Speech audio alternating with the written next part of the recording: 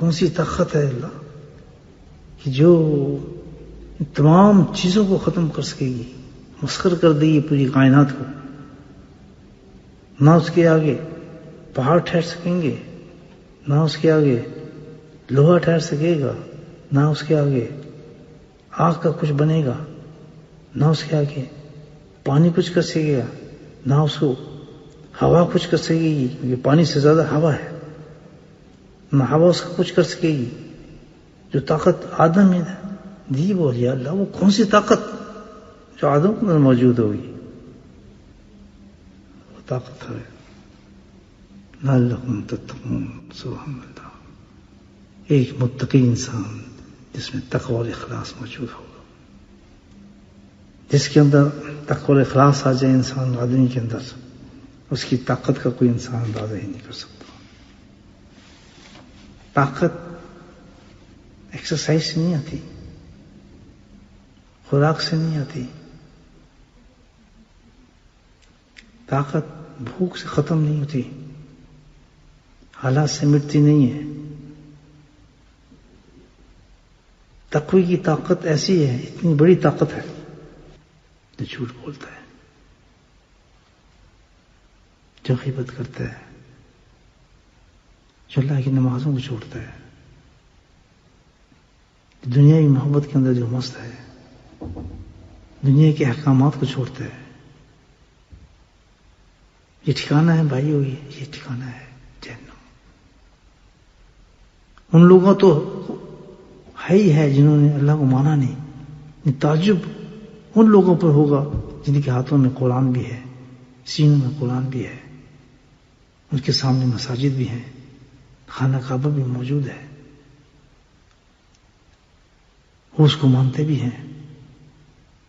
وہ اس ٹھکانے میں جائیں گے، اس جہنم میں جائیں گے صرف ایک جھوٹ بولنے پر، ایک غیبت کرنے پر، کسی کا حق ماننے پر، کسی کو گالی دینے پر، کسی کا دل توڑنے پر، آبزاری کرنے پر، کسی کے حقوق کو ختم کرنے پر، جو اللہ تعالیٰ نے ذمہ داری اس کو دی اس کو نہ نبھانے پر. بھوک اور افلاس سے چند دن جو اللہ آزمائش میں کسی کو ڈالتا ہے، وَلَنَبْلُوَنَّكُمْ بِشَيْءٍ مِّنَ الْخَوْفِ وَالْجُوعِ وَنَقْصٍ مِّنَ الْأَمْوَالِ، کہ یہ ہم آزما لیتے ہیں آدمی کو.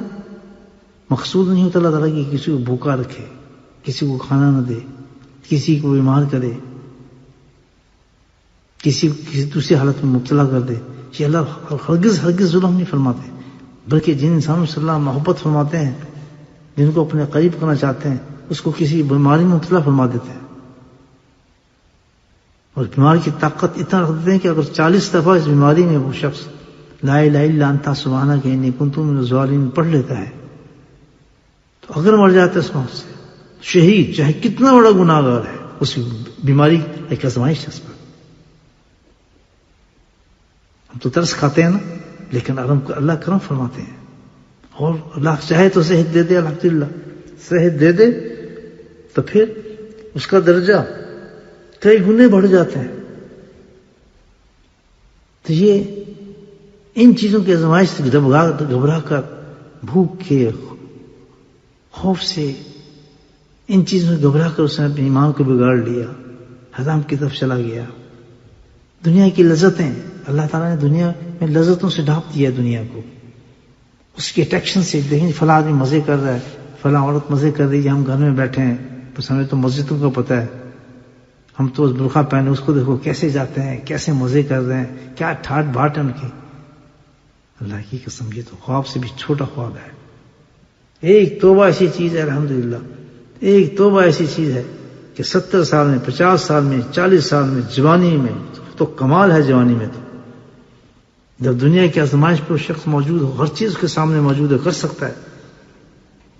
جوئے خانے میں، شراب خانے میں، ہر کام عورتیں اس کے سامنے موجود کر سکتا ہے، لیکن وہ نہیں کرتا، وہ نہیں کرتا. تو کتنا اچھا اس کو محسوس ہوگا جس وقت وہ اس دنیا سے جا رہا ہوگا. کس طرح اس نے اپنے آپ کو جہنم کی، ایک توبہ انسان کو جہنم کی آگ سے نکال دیتی ہے. زندگی کس حصے میں اللہ اس کو توفیق دیتا ہے، ہر ایک کو دیتا ہے اللہ سبحانہ تعالیٰ. ہر ایک کے دل میں آتا ہے اللہ کی طرف سے آنا. اللہ چانس ضرور دیتا ہے انسان کو، ایمان کی طاقت ہے. بچنے کے ضرور مواقع دیتے ہیں، کچھ تو ہنس کے نکل جاتے ہیں.